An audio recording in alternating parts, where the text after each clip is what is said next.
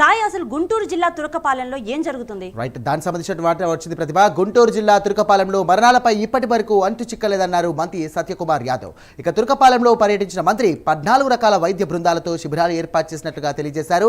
రక్త నమూనాలను సేకరించి SRIM చెన్నై ల్యాబ్కు కూడా పంపించామని అన్నారు. ఎయిమ్స్ బృందం కూడా తురకపాలెం వస్తుందని అన్నారు మంత్రి సత్యకుమార్ యాదవ్. DMHOపై విచారణ చేసినట్లుగా తెలుస్తుంది.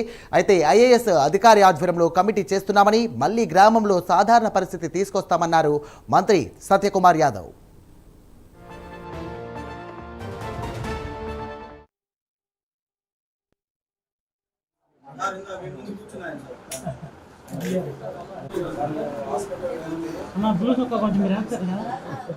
తురకపాలెం గ్రామంలో గత కొన్ని నెలలుగా అంతుచిక్కని జ్వరాలతో మరణాలు సంభవిస్తున్నాయని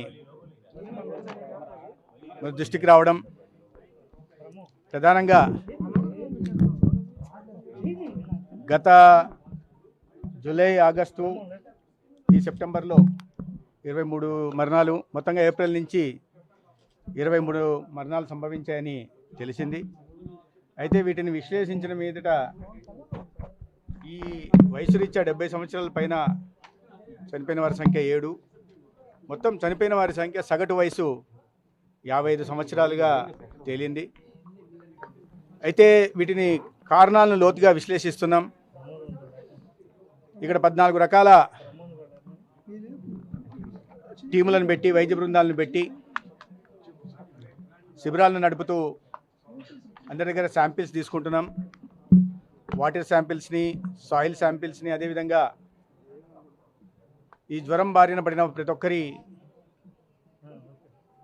కూడా రక్త శాంపిల్స్ తీసుకెళ్లి పరీక్షలు నిర్వహిస్తున్నాం. తురకపాలెం గ్రామంలో గత కొన్ని